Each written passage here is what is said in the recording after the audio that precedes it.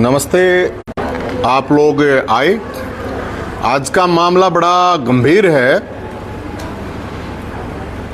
मैंने कुछ दिन पहले यहीं पे प्रेस कॉन्फ्रेंस की थी और उसमें मैंने आपको बताया था कि किस तरह कातिया के गुंडे राघव चड्ढा को ढूंढ रहे हैं, केजरीवाल के गुंडे।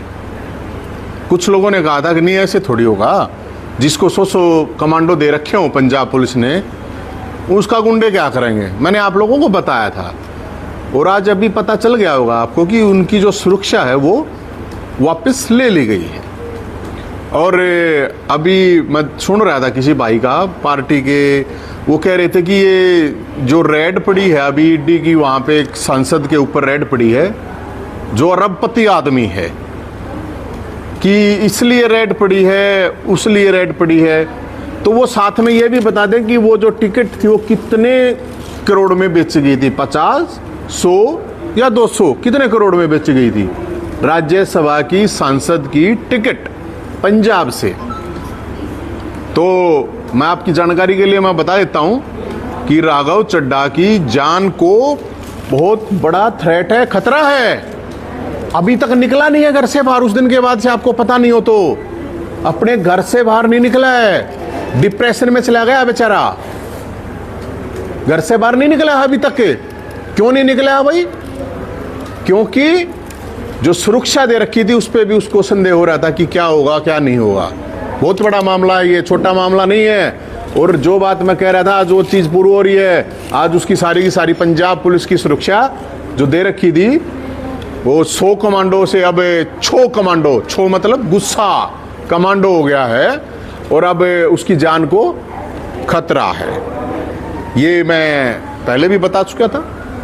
अब मामला जो का तो है। अब मैं राघव चड्ढा से मैं ये कहना चाहूंगा कि भाई मेरी बात सुनो, हम तेरे साथ हैं, लेकिन वे कांड और वे जो कर रखे हैं तूने मिलके, वे बता दे वो जितना माल कहां पे छुपाया है, कैसे छुपाया है, वो सारा बता दे।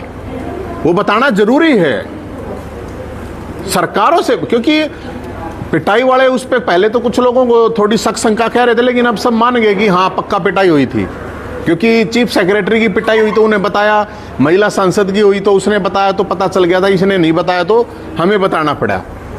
तो अब जो ये छोड़ के या इनको जो पार्टी से साइड किया जा रहा है, इन सांसदों की जान को बहुत बड़ा थ्रेट है, क्योंकि पंजाब का चुनाव आ रहा है। अब जो दूसरी बात है, आपने देखा होगा कि अरविंद केजरीवाल अभी हाई कोर्ट में एक जज के ऊपर आरोप लगा रहे हैं कि मुझे शक और शंका है। स्वर्णकांत शर्मा, वो महिला जज है जो, उसके ऊपर आरोप लगा रहे हैं कि मुझे शक है कि आप वहां फलाने के उसमें गई थी, प्रोग्राम में वहां गई थी जी, आपके बेटा बेटी वहां काम करें। उसके सवाल सही है, बिल्कुल शक की गुंजाइश भी है। केजरीवाल साहब की यहां पे बिल्कुल सही कह रहे हैं। एक ऐसी सिचुएशन में शक होना जरूरी है, लेकिन अब ऐसा ना हो कि थोड़े दिन बाद मामला सुप्रीम कोर्ट में जाए। अभी स्वर्णकांत शर्मा पे आरोप लगे हैं, अभी थोड़े दिन बाद सूर्यकांत शर्मा चीफ जस्टिस पे कहीं आरोप ना लग जाए कि ये तो हरियाणा से है, ये तो एमडी से पढ़ा है जी, वहां पे नवीन जैन पढ़ा है, ये तो जी ब्राह्मण है, वो भी ब्राह्मण है। ये भी हो सकता है, सूर्यकांत चीफ जस्टिस पर भी ये आरोप लग सकते हैं। और सबसे हैरानी की बात है कि कोई बीजेपी का आदमी कुछ नहीं बोल रहा है इस बात पे, कोई कांग्रेस का कुछ नहीं बोल रहा है इस बात पे। बड़ी इंटरेस्टिंग चीज है। अब मैं आपको बताता हूं, उनका शक बिल्कुल सही जायज है, मेरा और जनता का भी शक है। अगर ऐसे किसी की एफिलिएशन में आप ये कह सकते हो कि निर्णय ऐसे होगा, ये मेरे नहीं, ये सारी खबरें हैं नेशनल लेवल के न्यूज़पेपर, न्यूज चैनलों की। इसमें इन्होंने कहा Arvind Kejriwal court controversy staying the allegation Khalistani terrorist house at Punjab poll. इसका मतलब हिंदी में ये है कि पंजाब पोल के दौरान जो पिछला चुनाव हुआ था 2017 की बात है, पंजाब में एक आतंकवादी रहा था, वो पहले उसके घर पे रुका था। बड़ी इंटरेस्टिंग चीज ये है कि मैं भी रुका था वहां, उसी घर में मैं भी वहां मिल के आया था। ये बिल्कुल सही बात है। एक मिनट सर, एक मिनट। आप ये जो आतंकवादी था, ये कोई गुरप्रीत नाम इसमें मतलब शायद चेंज करके कह रखे या जो भी है, वो बता दूं हम आपको अभी। ये अमृतसर में, तो उस घर में रुके थे, मैं भी उस घर में गया था आपकी जानकारी के लिए। बड़ी बड़ी वो खबरें बनी थी। तो ये मेरा तो आरोप नहीं है, तो इससे शंका और शक है कि अरविंद केजरीवाल के आतंकवादियों के साथ सीधे संबंध हैं। एक बात। दूसरी बात, इसके बाद फिर ये मैं नहीं कह रहा, कांग्रेस के राहुल गांधी जी ने कहा था कि ये तो राष्ट्र के लिए सुरक्षा है। हालांकि वो अलग बात है, बाद में इनके मतलब चुन्नू मुन्नू भी हुआ है, बाद में गठबंधन भी हुआ है, इनका सारा प्यार प्रेम संबंध अवैध संबंध जो भी बने हैं इनके बने हैं। उसके बाद ये राहुल गांधी की है, मेरी नहीं है। ये कोई छोटे मोटा मामला नहीं, अकाली दल के भी हैं सारे हैं ये, जो इन्होंने कहा था कि आतंकवादियों के साथ है। फिर है Kejriwal NIA Rao what is sick for justice. मेरा कुछ नहीं है, ध्यान से सुनो ना। इसमें ये कह रहे हैं कि भाई देख, न्यूज चैनल भी है ये, इसमें मैं आप देख लीजिए। वैसे Khalistani funding allegation against Delhi CM Arvind Kejriwal serious से गवर्नमेंट से as a LG NIA probe. इसका मतलब ये है कि जो ये आरोप लगाए गए थे, पन्नू है एक खालिस्तानी, उसने कहा था कि करीब 1,60,00,000 ये देखो बड़े बड़े चैनलों की हैं, 1,60,00,000 मतलब 100 करोड़ से भी ऊपर ज्यादा पैसा हमारे से ले लिया देवेंद्र पाल भुल्लर की रिहाई के लिए। यही है, ये तो कोई बोल नहीं रहा। एनआईए की जांच के लिए ये देखो, ये रहा 134 करोड़ बने हैं टोटल भुल्लर की रिहाई के लिए। राजनीतिक मौत की धमकी फलाना दगड़ा भगवतमान को भी दी गई थी, मैंने तो नहीं कहा। अब इसमें देखो, इसमें इन्होंने कहा कि एनआईए से जांच होगी, एनआईए से जांच होगी। सिख फॉर जस्टिस का जो मामला था उसमें एलजी ने, अभी जो मैंने आपको दिखाया है, एलजी, ये मेरे ख्याल में इसका नाम है, ये सक्सेना है मेरे ख्याल में ना। हाँ, ये तो मेरे ख्याल में एलजी तो बीजेपी के अंडर में ही आता होगा ना, है भाई साहब, है ना, केंद्र के अंदर में ही आता हुआ। वो एनआईए की जांच कहां तक हुई है, कोई बताएगा? किसका काम है? ट्रंप करेगा क्या? ट्रंप को जांच करनी पड़ेगी क्या इस चीज की कि जो आरोप लगाए गए एलजी ने एनआईए के लिए जांच के लिए बोल दिया गया? तो एनआईए का काम सिर्फ यही है कि जो गैंगस्टर ये दारू के ठेका पे गोली चलावा, इनने पकड़ इनका काम है क्या? नहीं का यही रह गया क्या है? ये छोटा मामला थोड़ी है। फिर तो इससे क्या दिखता है कि बाहर से फंडिंग ले रहा है, तो इसका मतलब खालिस्तानियों से भी संबंध है, क्योंकि वो बता रहा है कि जज साहब के, मुझे लग रहा है, शक है कि जज साहब के भी इनके साथ संबंध हो सकते हैं, उनके प्रोग्रामों में गई है। तो ये भाई भी गया है, ये तो गरारू क्या है, फंडंगली है, ये तो दिख रहा है। इसमें जांच भी हो रही है। अब जांच क्यों नहीं हो रही है? सरकार तो मेरे ख्याल में बीजेपी की है, कोई कांग्रेस वाला भी आवाज नहीं उठा रहा। फिर ये भाई दिल्ली की मुख्यमंत्री बनी थी आतिशी मार लेना, उसके मां बाप ने अफजल गुरु की फांसी पर रोक के लिए साइन कर रखे हैं। तो इसका मतलब अफजल गुरु का भी चेला है अरविंद केजरीवाल। इसका मतलब अफजल गुरु का चेला है अरविंद केजरीवाल, क्योंकि मुख्यमंत्री बना रखी है भाई जिन्होंने उसको रुकवाया। इसका मतलब कश्मीर भी नहीं चाहिए, वो तो कश्मीर भी मेरे ख्याल में वो पाकिस्तान को देना चाहता है। फिर इसका मतलब वो तो देना चाहता, तो फिर केंद्र सरकार क्या कर रही है भाई? ये सवाल है, कोई नहीं पूछ रहा। देखो गजब बात है, ये मुझे बताने पड़ रहे हैं, कांग्रेस भी कुछ नहीं बोल रही भाई। एक जज के ऊपर, वो हाई कोर्ट के एक जज के ऊपर ये कह रहा है कि मुझे शंका है कि आप वहां प्रोग्रामों में गए, यहां गए, आपके बेटा बेटी ऐसे जॉब में है, मेरे को न्याय नहीं मिला। उसका शक सही है, उसके सवाल सही हैं। अब वो ये तो ऐसा तो है नहीं कि सुनीता बाबी को जज बना दिया जाएगा, वहां पे वो फैसला हो सकता है, डाउट उनको उस पर भी हो जाए। लेकिन सबसे बड़ा सवाल ये है कि एनआईए की जांच, ये सिख फॉर जस्टिस, ये आतंकवादी के घर रुकना, और ये इससे क्या संबंध है? ये अफजल गुरु की फांसी की रोक के लिए इसकी मुख्यमंत्री के माँ बाप दोनों साइन करते हैं। इस पे कोई बोल नहीं रहा।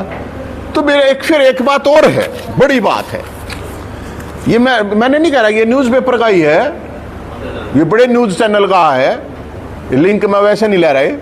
ये कह रहा है अरविंद केजरीवाल हिट बैक अमित शाह और गवर्नमेंट फ्रॉम जेल। मतलब ये कहने का मतलब इसका ये कह रहा है, ये भी कह रहा है इसमें ये अमित शाह ही जेलों में डालता है, अमित शाह ही जेलों से निकालता है, ईडी का, सीडी का या सीबीआई का प्रयोग करके। इसमें पूरे उसमें यही लिखा हुआ है। तो मान लिए एक बात 1% केजरीवाल जी सही कह रहे हैं कि वो काम ये तो वही करता है। तो डाल तो दिया भाई, फिर निकाला किसने है? इसका मतलब निकाला भी अमित शाह ही ने है। मतलब छोटा भाई के साथ मोटा भाई, मतलब दोनों एक ही बात है फिर, है ना? इसका मतलब ये है ना भाई, जो आदमी रुक्का मार के ये कह रहा है कि अमित शाह जिसको चाहता जेल में डालता है, जिसको चाहता निकालता है, जब इसकी खुद की बारी आई, इसका मतलब बात में तो दम है भाई। निकाला भी है तो फिर निकाला भी मोटा भाई ने है। तो सबसे बड़े ये सवाल है। एक तो मैं राघव चड्ढा को ये कहना चाहूंगा भाई, वो अपनी जान की रखवाली के लिए जो भी प्रयास करने हैं वो करे, और घर से, जैसे अभी घर से नहीं निकला हो, वो घर से बाहर ही नहीं निकल रहा है, इतना डर के साए में जी रहा हो, तो उसका भाई उसका भी देखना जरूरी है। और ये जो राज्यसभा की कितनी टिकटें गई हुई हैं, एक बार इनका नार्को टेस्ट करवा लो, पता चल जाएगा कितने में दे रखी हैं। दूसरी बात ये है कि अगर एक जज, हाईकोर्ट की जज के ऊपर शक शंका है, तो इसके ऊपर भी तो शक शंका है भाई, और पूरी शक शंका है कि आप आतंकवादी के घर रह रहे हो, आप अफजल गुरु के चेले बन रहे हो, आपकी मुख्यमंत्री के माँ बाप उसको रोकने के लिए साइन कर रहे हैं, आपके ऊपर आरोप लगा रहे हैं कि आप 125 करोड़ से ऊपर आपने चंदा लिया है आतंकवादियों की रिहाई के लिए। तो आतंकवादी भी, खालिस्तानी भी, कश्मीरी आतंकवादी भी, संसद पर हमला करने वाले भी, सबके साथ ही तो संपर्क है। इसका मतलब तो फिर ये, तो मैं सरकार से ये कहना चाहूँगा, इस तरह ये मामलों की फास्ट ट्रैक कोर्ट में साल के भीतर बाउंडेशन होनी चाहिए कि इनकी जांच पड़ताल हो जानी चाहिए भाई। किसी का कोई सवाल है तो भाई बता दो। बाकी मैंने जो उस दिन कही थी, देखो अब ये चीज होने लग रही। आपका कहना कि आतंकवाद जैसे अरविंद केजरीवाल के संबंध है, पन्नू ने ग्रुप पत्तन से पन्नू ने 133 करोड़ रुपए दिए थे बुल्लर की, जो के मामले में जो उसको रिलीज के नाम से, तो कनेक्शन किस तरह सामने? अरे मैं थोड़ी कह रहा हूँ, जिस समय ये चर्चा एलजी ने एनआईए के लिए जांच के लिए लिख रखा है, खबरें बढ़ रही हैं। जिस समय का जिक्र हो रहा है उस समय आप आम आदमी पार्टी में थे, तो आपको क्या पता था इन कनेक्शन? ना ये तो बात की है। मैं तो यार 2020 के फरवरी मार्च में छोड़ गया था मैंने तो। नहीं छोड़ दिया था, लेकिन जिक्र हो रहा है ना जो 2014 से लेके 2022 के, हाँ बहुत है, बिल्कुल है, 2014 से 22 के बीच का जिक्र। हाँ बीच का उन्होंने तो मैंने तो बता दिया। उस घर में तो मैं भी भाई, वहां पे मैं भी गया था उस घर में, तो जिस घर में रुका था मैंने तो आप बता तो दिया पहले ही अपना, मैं कब मना कर रहा हूँ। अब पन्नू वाला तो पन्नू ने वीडियो बनाई है, और वो तो एलजी ने एनआईए की जांच की वो कर रखी। मैं तो ये पूछूं एलजी से, अगो जांच की थे, कहाँ है, कछुआ चाल चल रही है, कौन सा चाल चल रही है, क्यों रोक दी जांच? अरे जांच करवा फिर, यही तो कह रहा हूं मैं तो भाई। मैं तो, मेरे को तो जितनी जानकारी मैं बता रहा हूं, बाकी ये तो सरकार ने कर रखी है भाई। मेरे को भी तो शंका है भाई। एक जज नहीं उसमें मतलब मन नहीं थोड़ी बेरा यार, पन्नू गैला किस गैला संपर्क है नहीं, वो तो जब फंडिंग तो मेरे को पता है अब अमेरिका से, कनाडा से हुई है। मैंने नू कह बेरा जिसने दे रखी है, जिसने कौन था देने वाला, कौन नहीं था, ये तो हो रही है। मैं तो इसीलिए तो कहूँ मेरा भी करवा लो नार्को टेस्ट, मेरी भी करवा, मेरे जरूरत थोड़ी ईडी मेरे क्या करना होगी बताओ? मेरे पे जवा दे बीपीएल में ईडी, मैं कब मना कर रहा हूँ? मेरी ईडी से जांच कराओ, सीडी से जांच, जो चीज कराए वो कराओ। पार्टी ने आपको पैसा दिया होगा मेरे तहत भाई, मेरे तहत लड़ने के लिए, इलेक्शन लड़ने के लिए तो मेरे ख्याल 15-20 लाख रुपए मैंने तो चंदा इकट्ठा करा था। चंदा तो दिया था, लोगों ने दिया था। पार्टी की तरफ से मिला था? पार्टी के तरफ से मेरे ख्याल में मिले तो 5-7 लाख रुपए पार्टी की तरफ से मिले थे, लोगों ने भी दिए थे। ऐसी बात नहीं है, मैं मना थोड़ी कर रहा हूँ। तो आपके संबंध इतने अरविंद केजरीवाल से खराब क्यों हो गए? आप एक तरह खराब की थे, मैं तो अच्छी बात करना हूँ, मैं तो बचाने की उसमें कह रहा हूँ। आप काफी शांत रहे थे, आपसे सवाल किया, मीडिया सवाल करती थी, आप कहते हैं मैं इस पे कोई टिप्पणी नहीं करना चाहता। भाई मैंने नहीं, अचानक आप हमलावर हो गए। अरे हमलावर अचानक क्यों आया हूँ? अरे सेठ जी, सॉरी, मतलब पत्रकार जी, आप एक बात बताओ, 2020 मार्च में मैंने पार्टी छोड़ दी थी, दिल्ली का चुनाव सरकार बनने के बाद। उसके बाद वो पार्टी छोड़ने के बाद 2020, 21, 23 में 22 हो गया बीच में, 23 में एसवाईएल के इशू पे बोला था मैं तो। पार्टी छोड़ी कब? मैंने तो 20 में छोड़ दी थी, मार्च में यार। ऑफिशियल अनाउंसमेंट करी थी आप? ऑफिशियल था, मैंने तो छोड़ दी थी, मैंने जागा अगले तो बताया था। ऐसे तो मैं पार्टी में अभी भी हूँ, पार्टी से नहीं निकाल रखा मेरे को। ऑफिशियल अनाउंसमेंट करी थी? वो तो कह दी थी मैंने, वो आप लोगों के सामने कर दी थी, वो ऑफिशियल होगा ना, मैं तो यही मानूंगा। और आप ज्यादा हमलावर हो रहे हैं पंजाब का चुनाव। अरे हमलावर को ना, मैं कोई बीजेपी कांग्रेस का थोड़ी हूँ, मेरे पास दोनों ना लठ बरसाए हैं, इन पर थोड़ी बरसाए हैं। इनकी तो सेटिंग चल रही है, इनके तो चुन्नू मुन्नू कदे बीजेपी के साथ हो जाए, कदे कांग्रेस की किसा गल हो जाए, ये तो सारे मिलजुल के। मैं तो देश के लोगों को बताने के लिए, समझाने के लिए मेरे भाई, देश के लोगों को बताने के लिए क्या हो रहा है, तुम्हारा कैसे फद्दू काटा जा रहा है भाइयों, इसलिए कह रहा हूं मैं। अच्छा कि बीजेपी सरकार नारी शक्ति अधिनियम वो लेके आ रहे हैं आरक्षण, उसके बारे में थोड़ा सा विचार करो। भाई मेरा तो वो की काम का नहीं, मेरे दौर तो नारी है नहीं, तो जिस दौर नारी है वो देखो मेरे के काम का है, के आवे के नहीं। आदमिया ने मतलब ये दोस्त कर दिया कि नारी के में करेंगी, आदमिया ने तो चढ़ा दिया ना देश, मतलब चांद पे पहुंचा दिया ना, आक नारी मंगल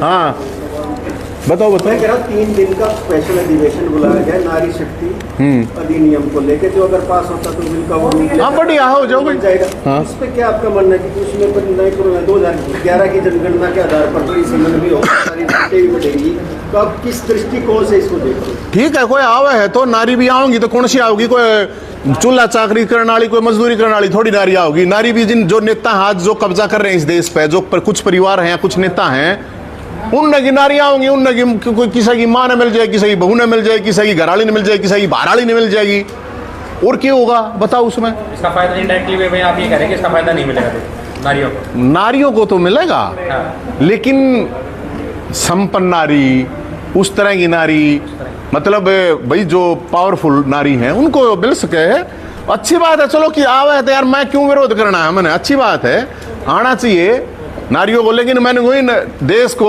नारा ने कितना आगे कर दिया कि नारी आगे करेंगी, नारे भी कुछ ना करे। चलो स्कोप है कि भाई हम तो आशा करते हैं कि नारी देश को आगे लेके जा, नारे तो देख लिए लोगों ने जिसे नारे हैं, है ना। नारे मतलब हरियाणवी में समझते हो ना, नारा मतलब पुरुष लिंग के लिए बोला जाता है, स्त्रीलिंग के लिए नारा नारी बोल नहीं जा रहे हैं, तो इसलिए कोई बिल आवे है तो अच्छी बात है। बाकी यही है मेरा तो, और तो मैं क्या जी, धन्यवाद आपका, नमस्ते, राम राम।